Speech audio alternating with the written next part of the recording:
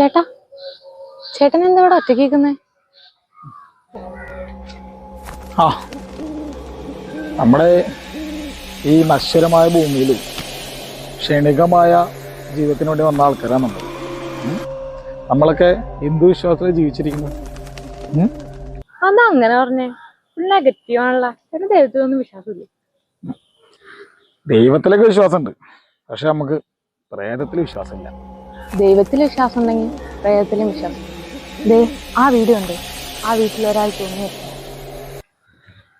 നീ അവിടെ എന്താ ഒറ്റയ്ക്ക് സംസാരിച്ചോണ്ടിരിക്കണേ? ഒറ്റയ്ക്കല്ല, അതേ